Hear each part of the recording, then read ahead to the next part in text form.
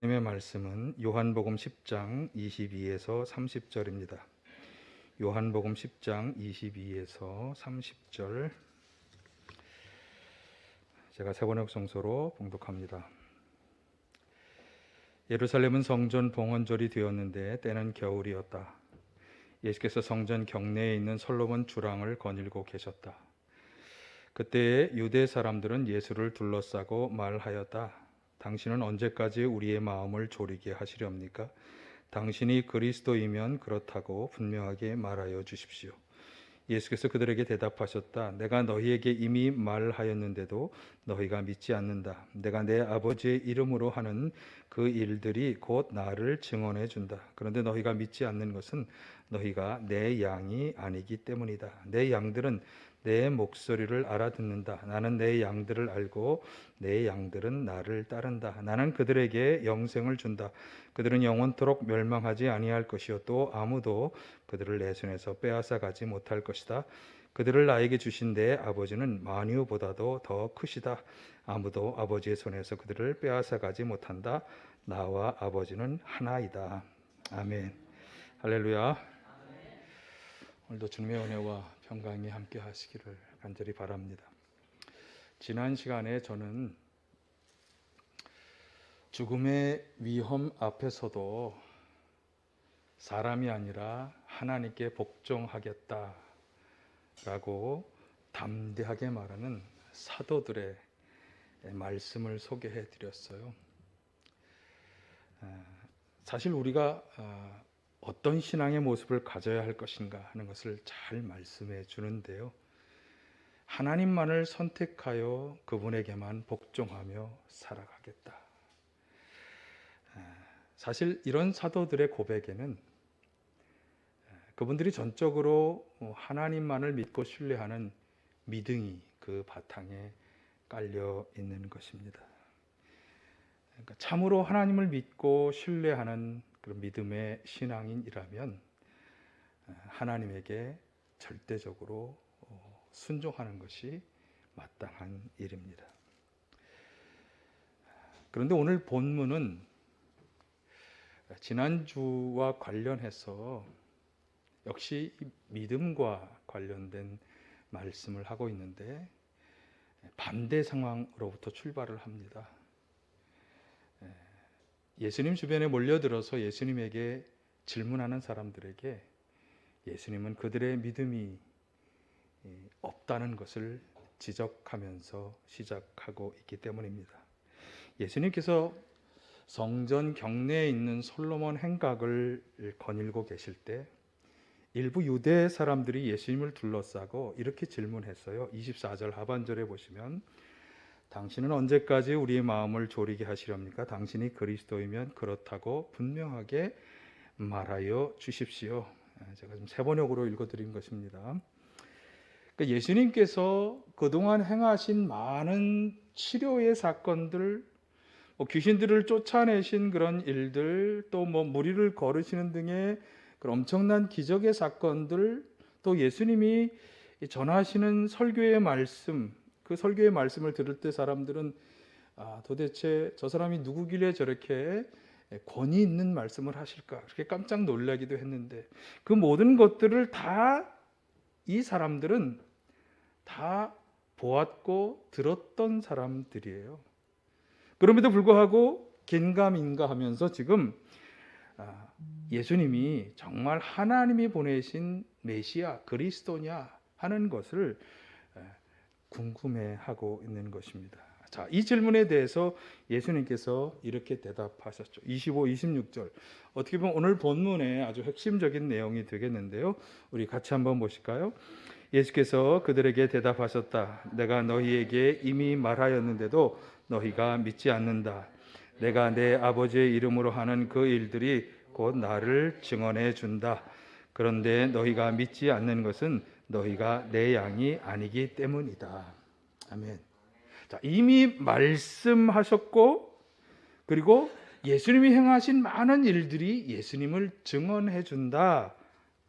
그럼에도 불구하고 여전히 그들은 믿지 않고 있다. 그렇게 말씀하는 것입니다.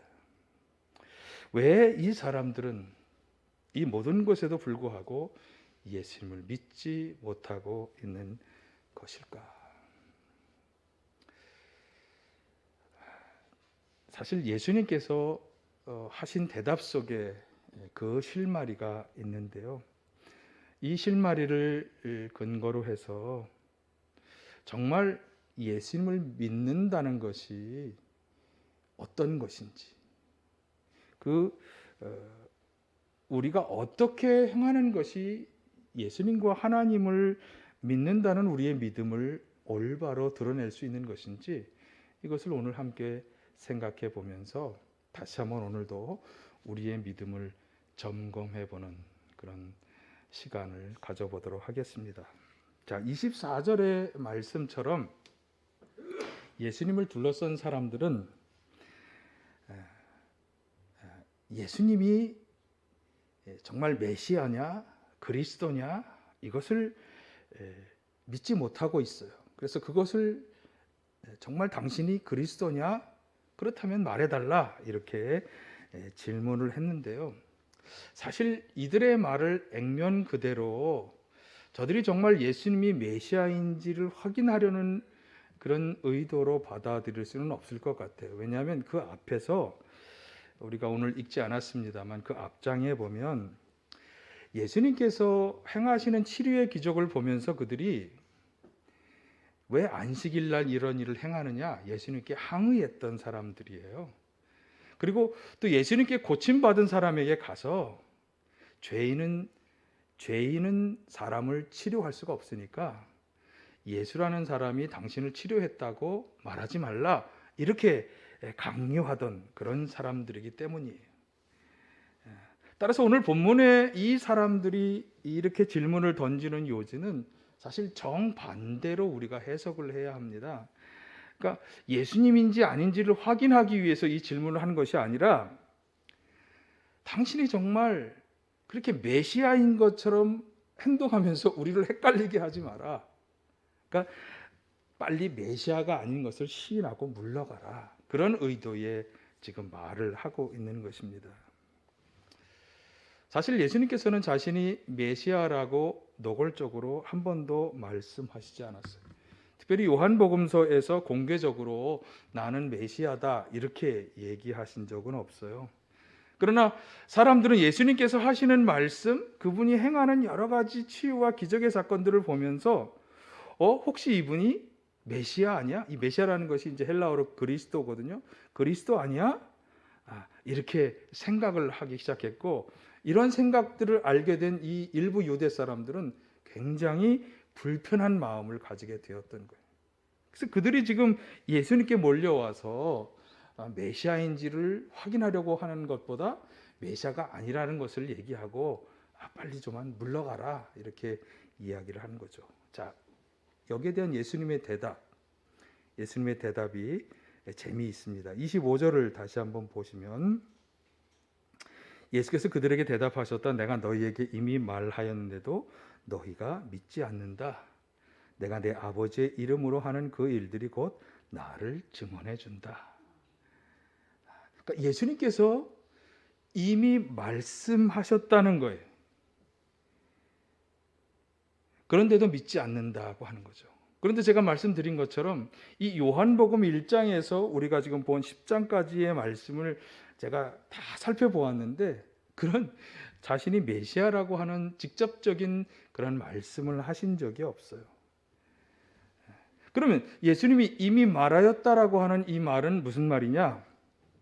예수님께서는 입술로 말하진 않았지만 자신이 행한 행동들로 자신이 가르치는 어떤 설교 말씀들로 인해서 그들이 충분히 알 수 있도록 말은 아니지만 행동으로 말하였다. 그런 뜻이죠. 그래서 이렇게 보시면 되겠어요.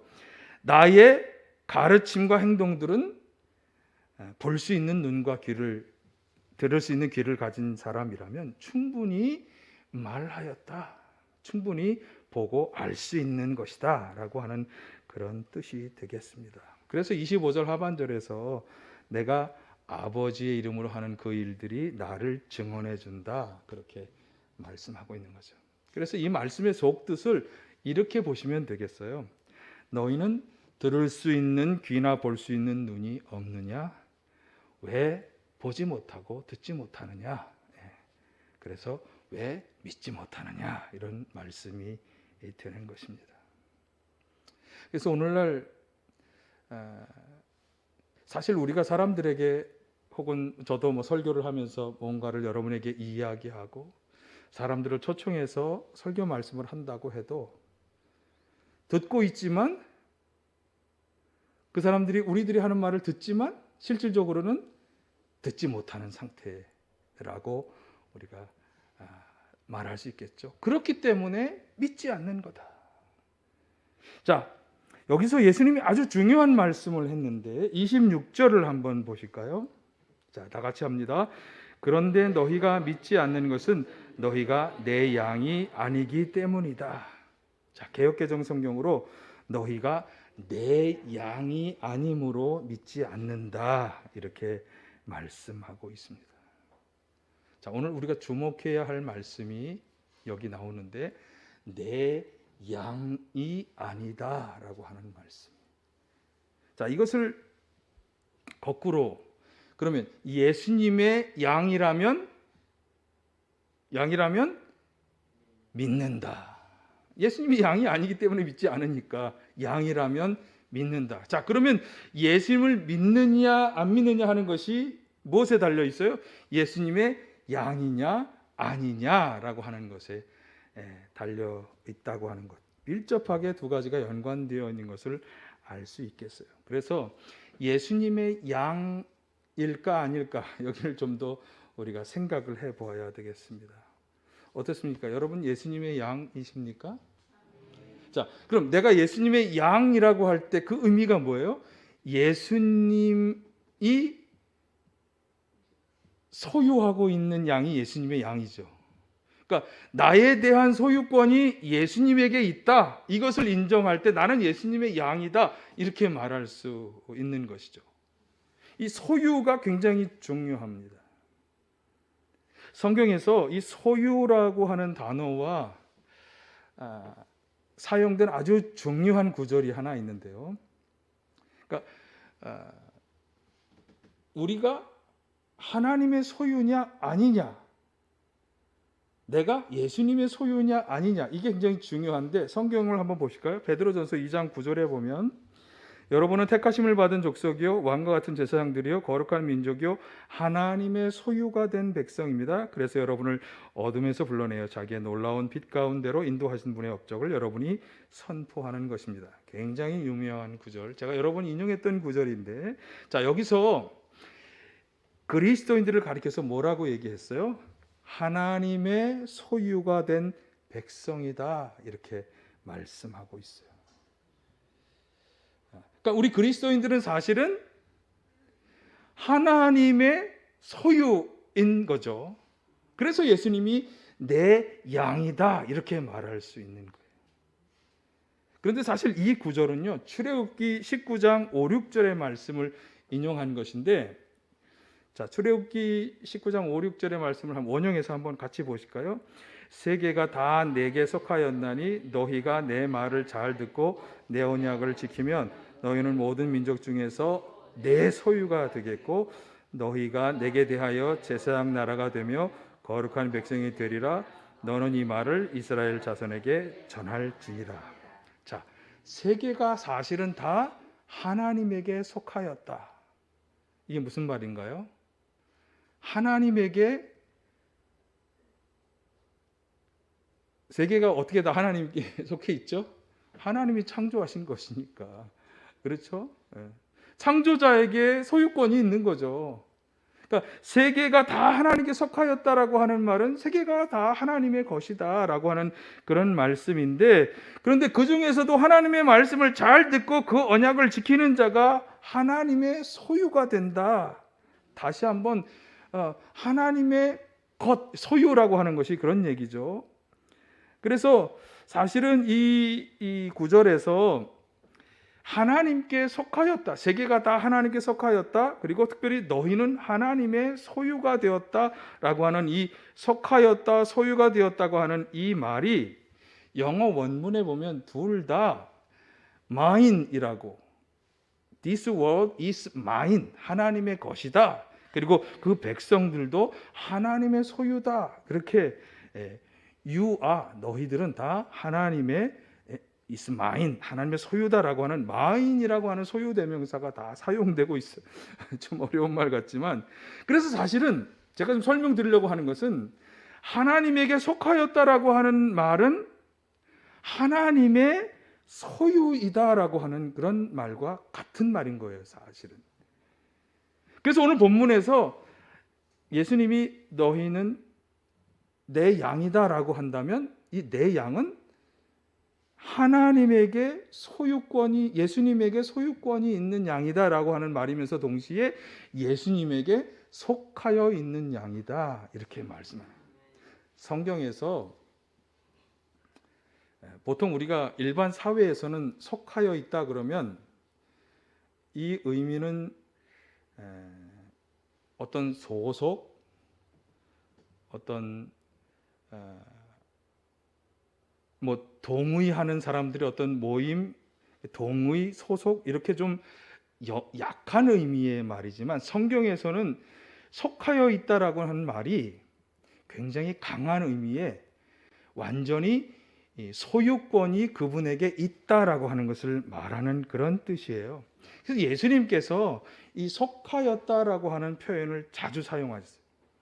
그래서 내 양이다, 나에게 소유권이 있는 양이다, 이 말은 나에게 속하여 있는 말이다, 이렇게 말하는 것과 사실은 같은 의미인데, 그래서 제가 오늘 여러분에게 주로 설명드리려고 하는 것이 우리가 예수님의 양이라면, 예수님에게 속하여 있는 양이라면 예수님을 믿는다라고 하는 의미를 좀 구체적으로 살펴보려고 그래요. 왜냐하면 내 양, 예수님의 소유권이 있는 양이 아니기 때문에, 예수님께 속하여 있지 않기 때문에 믿지 않는다고 말씀하고 있기 때문에. 자, 그런 의미에서 저와 여러분은 예수님에게 속하여 있을까요? 아멘. 예수님께서 이 속하여 있다라고 하는 말을 굉장히 여러 번 하셨는데, 마가복음 9장 41절에 보면 누구든지 너희가 그리스도에게 속한 자라고 하여 물 한 그릇이라도 주면 내가 진실로 너희에게 이르노니 그가 결코 상을 잃지 않으리라. 그러니까 예수님께서, 제가 이 구절을 다 설명하려는 건 아니고, 예수님께서는 제자들을 예수님에게 속한 사람이라고 하는 아주 분명한 생각을 가지고 계신 것이고요. 요한복음 17장은 예수님께서 이 땅에 계실 때 하셨던 마지막 기도문인데, 이 기도에서도 14절에 보면 이렇게 말씀하셨어요. 나는 그들에게 아버지의 말씀을 주었는데 세상은 그들을 미워하였습니다. 그것은 내가 세상에 속하여 있지 않은 것 같이 그들도 세상에 속하여 있지 않기 때문입니다. 그리스도인들이 세상 사람들에게 미움을 당한다면 그것은 그리스도인들이 세상에 속한 자가 아니라 누구에게? 하나님께 속한 자이기 때문이라고 말씀하는 거예요. 여러분 혹시 교회 다니기 때문에 미움을 받으십니까? 그건 예수님이 말씀한 것처럼 당연한 아니십니까? 네, 당연한 거. 왜? 우리가 세상이 아니라 하나님에게 속하여 있기 때문이라고 하는 거죠. 요한 사도도 그런 의미에서 우리 그리스도인들을 가리켜서 요한 1서 4장 6절에 보면 우리는 하나님께 속하여 있으니 하나님을 아는 자는 우리의 말을 듣고 하나님께 속하지 아니하는 자는 우리의 말을 듣지 아니하나니. 그래서 우리 그리스도인들은 하나님께 속하여 있고, 우리 그리스도인들이 하는 말을 듣고 받아들이는 사람은 하나님께 속하여 있는 사람이다, 이렇게 말씀한 거예요. 그리고 하나님께 속하여 있지 않은 미혹의 영역에 속한 사람들은 우리의 말을 듣지 않을 거다, 이렇게 이야기한 것이죠. 그래서 바울 사도도 그리스도인들을 가리켜서 7장 22절에 보면 주님 안에서 노예로 부름받은 사람은 주님께 속한 자유인이다, 이렇게 얘기하고 있어요. 참 이 말이 설명드리기도 어렵고 이해하기도 참 힘든 말인데, 사실 우리는 예수님에게 부름받을 때 예수님에게 소유권을 넘겨드리는 사람이 되기 때문에 이거를 노예라고 바울 사도가 표현했어요. 노예로 부르심을 받았다는 거예요, 우리가. 예수님에게 소유권을 넘겨준 사람으로 부름을 받았다는 거예요. 그런데 그렇게 예수님께 소유권을 넘겨드린 사람이 되었기 때문에 여기 주님께 속하였다라고 하는 표현을 쓴 거예요, 마지막에. 근데 자유인이라는 거죠. 참 이게 역설적인 설명이거든요. 이 설명만 들어도 제가 설교 하나를 해야 돼요. 하여튼 그리스도인들을 예수님은 바울 사도도 예수님께 속하였다라고 표현하고 있는 것을 보시면 되겠고요. 갈라디아서 3장 29절은 굉장히 중요한 구절이죠. 여러분이 그리스도께 속한 사람이면 여러분은 아브라함의 후손이요 약속을 따라 정해진 상속자입니다. 제가 여러 번 계속해서 말씀드리잖아요. 우리가 아브라함과 같은 믿음을 가졌다면 아브라함이 하나님께 정말 보증을 받았던 언약의 상속자라고 하는 그 보증이 우리들에게도 주어진다. 우리도 그 언약의 상속자에 들어간다. 그렇게 말씀을 드렸어요. 그래서 우리 그리스도인들은 자 정리하면 예수님에게 소유권을 넘겨드린 그분의 양이에요. 그런데 그 소유권을 넘겨드린다는 것은 예수님에게 속해 있는 사람이 되는 것을 말하는 거예요. 그러니까 우리 그리스도인들은 전적으로 예수님에게 속해 있는 사람이다. 아멘. 왜 이렇게 예수님께 속했다고 하는 걸 강조하느냐 하면 지금부터 말씀드리려고 하는 것 때문에. 신약 성서에서는요, 이 속한다, 빵빵에게 속한다라고 하는 아주 독특하고 중요한 단어를 많이 사용합니다. 그래서 여러분 성경을 이렇게 묵상하실 때 혹시 이렇게 뭐뭐에게 속하였다라고 하는 구절들이 나오면 이제는 좀 한번 신경 써서 이렇게 밑줄을 한번 그어보세요. 그러면 굉장히 이런 표현들이 많이 나오는 것을 알 수 있어요. 근데 이것을 사실은 영어 표현으로 보면 비동사 그다음에 이 up이라고 하는 전치사가 여기서는 소유를 나타내는 전치사거든요. 빵빵의 소유가 되었다. 그래서 이거를 한국말로 주로 뭐 빵빵의 것이라고 이렇게 해석을 해요. 그래서 지금 예수님이 속하였다라고 하는 지금부터 제가 인용해 드리려고 하는 구절들이 다 바로 이렇게 비어 빵빵이라고 하는 식으로 다 영어로는 표현이 되어 있어요. 자, 고린도서 3장 3절에서 바울 사도는요, 우리 그리스도인들에 대해 설명할 때 이렇게 설명해요. 여러분은 아직도 육에 속한 사람입니까? 그리스도인이면서 여전히 육에 속한 사람, 육에게 소유권을 넘겨준, 육의 방식대로 살아가는 사람들이 있는가? 그걸 물어보는 거예요. 왜? 시기와 싸움이 아직 있다는 거예요. 그래서 육에 속한 사람이기 때문에 이런 방식으로 살아간다는 거죠. 자, 고린도전서 15장 10절에서는 그래서 여기 보면 하늘에 속한 몸도 있고 땅에 속한 몸도 있다는 거예요. 그리고 하늘에 속한 몸과 땅에 속한 몸이 결과적으로 얻을 영광이 서로 다르다. 그래서 정말 심각하게 생각해 보아야 되죠. 육에 속한 사람으로 내가 살아가고 있는가? 땅에 속한 사람으로 이 땅에 속하고 하늘에 속한 건 어떻게 구분이 될까요? 하나님이 원하는 방식대로 살아가면 하늘에 속한 사람. 땅의 사람들이 살아가는 세상의 방식대로 그대로 살아간다면 세상에 속한 사람이 되는, 땅에 속한 사람이 되는 거겠죠. 요한 사도가 요한일서 3장 8절에서 이것을 좀 더 구체적으로 이렇게 설명했어요. 죄를 짓는 사람은 악마에게 속해 있습니다. 왜? 악마는 처음부터 죄를 짓는 존재이기 때문에. 그래서 죄를 지어서 마귀에게 속한 사람으로 살아갈 수 있다. 이걸 이제 경계해야 할 것을 말씀하는 거죠. 자, 제가 지금 소개해드린 이 속하였다라고 하는 이 표현들 속에서 우리가 분명히 보아야 하는 것이 있어요. 우리는 분명히 하나님께 속할 거냐, 세상에 속할 거냐, 둘 중에 하나에 속하여 살아간다고 하는. 그러니까 하나님의 소유가 된 사람으로 살아갈 거냐, 아니면 세상의 소유가 된 사람으로 살아갈 거냐. 이것을 다시 말하면 하나님의 방식대로 살아갈 거냐, 세상의 방식대로 살아갈 거냐로 나뉘어진다는 거예요. 또 말씀한 것처럼 여기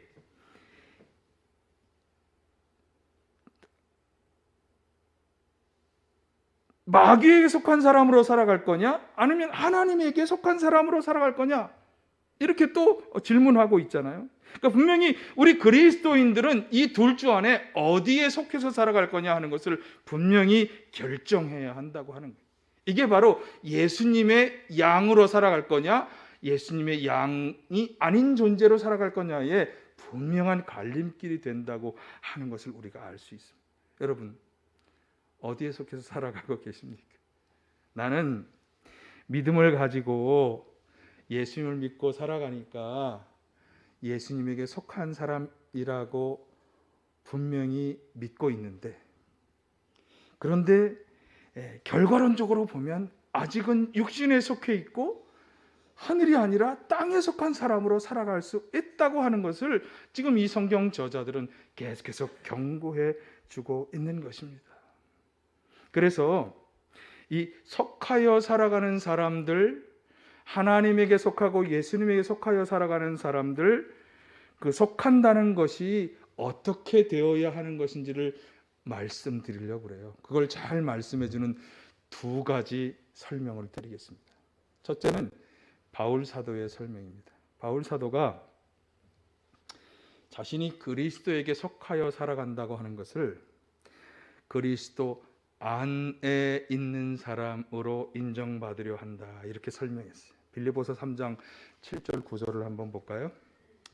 자, 중요한 구절이기 때문에 함께 읽어보겠습니다. 나는 내게 이루었던 것은 무엇이든지 그리스도 때문에 해로운 것으로 여기게 되었습니다. 그뿐만 아니라 내 주 예수 그리스도를 아는 지식이 가장 고귀함으로 나는 그 밖의 모든 것을 해로 여깁니다. 나는 그리스도 때문에 모든 것을 잃었고 그 모든 것을 오물로 여깁니다. 나는 그리스도를 얻고 그리스도 안에 있는 사람으로 인정받으려고 합니다. 나는 율법에서 생기는 나 스스로의 의가 아니라 그리스도를 믿는 믿음으로 말미암아 오는 의, 곧 믿음에 근거하여 하나님에게서 오는 의를 얻으려고 합니다. 예수님은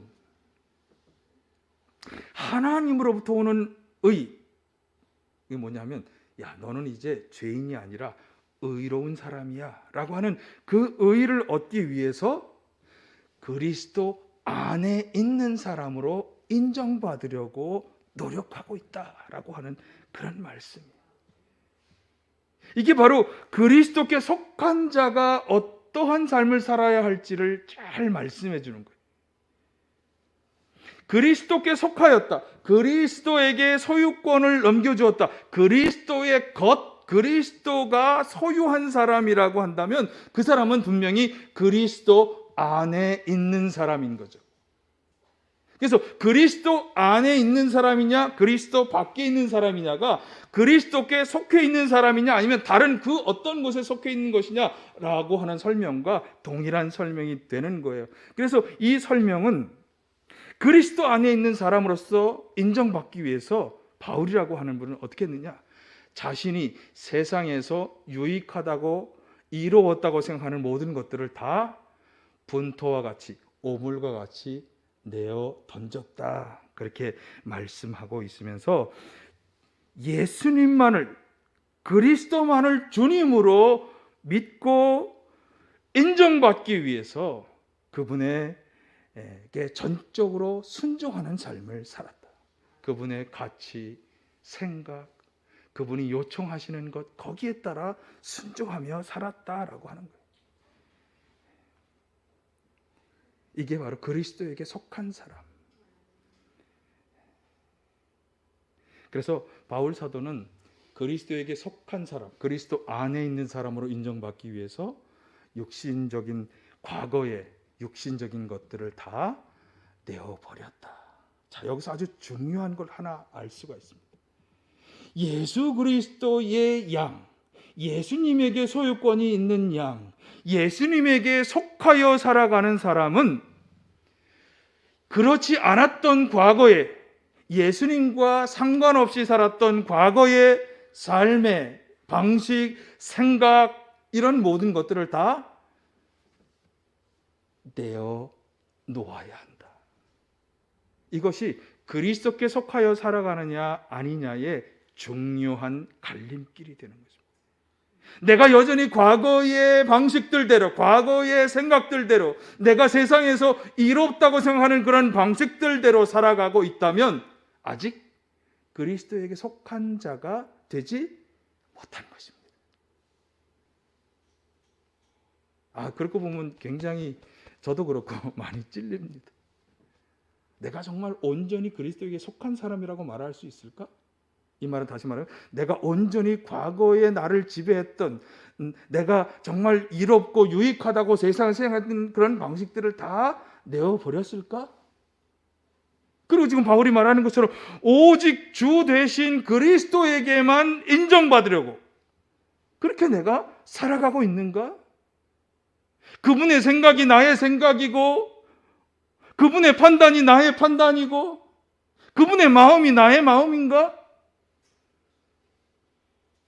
이것이 바울이 첫 번째로 고민했던, 우리들에게 던져주는 질문이고, 또 하나는 예수님께서 요한복음 15장에서 예수님 안에 속하였다라고 하는 표현을 한 가지 비유로 말씀해 주셨는데, 요한복음 15장의 포도나무 비유입니다. 이 비유에서 예수님은 자신은 포도나무로, 하나님은 그 포도나무의 농부로, 우리 그리스도인들은 포도나무의 가지로 설명하고 있습니다. 그러면서 거기 보면 가지는 나무에 붙어 있어서 나무로부터 올라오는 생명의 양식을, 수분도 영양분도 잘 공급받아서, 그리고 그 나무가 맺으려고 하는 결실을 맺어가야 하죠. 이게 포도나무와 가지와의 관계입니다. 우리 그리스도인들은 이 가지처럼 예수님이라고 하는 포도나무에 붙어 있는 가지라고 하는, 그렇기 때문에 그분에게서 살아가야 할 양분도, 영양분도, 수분도, 또 그분의 생각과 능력도 다 받게 되는 거죠. 받아야 하는 것입니다. 그러니까 예수님께만 붙어 있는 나무가지가 되어야지, 나는 예수님께 붙어 있는데 다른 나무를 쳐다보고 있어. 다른 나무의 양분을 얻으려 하고 있어. 다른 나무의 생각들, 의지들, 방법들을 내가 가지려고 있어. 이러면 절대로 예수님이라고 하는 나무가 원하는 결실을 맺을 수가 없겠죠. 그래서 예수님께 속하여 있다, 이것은 예수님이라고 하는 생명나무에 내가 붙어 있는 가지처럼 살아가는 것.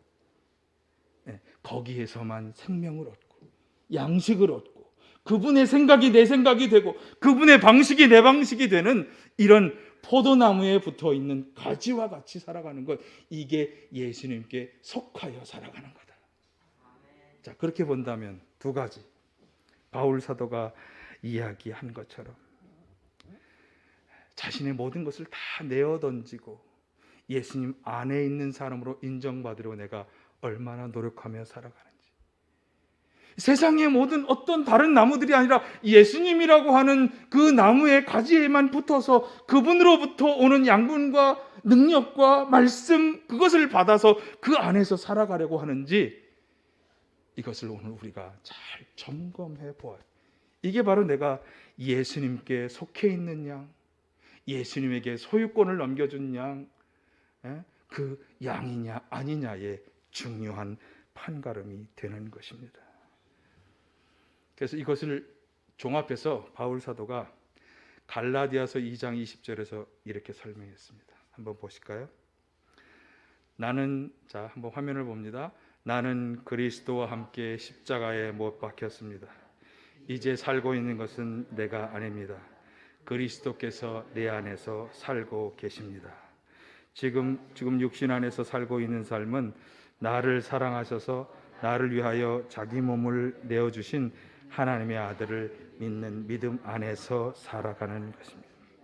자, 지금 우리는 예수님을 믿는 믿음 안에서 살아갑니다.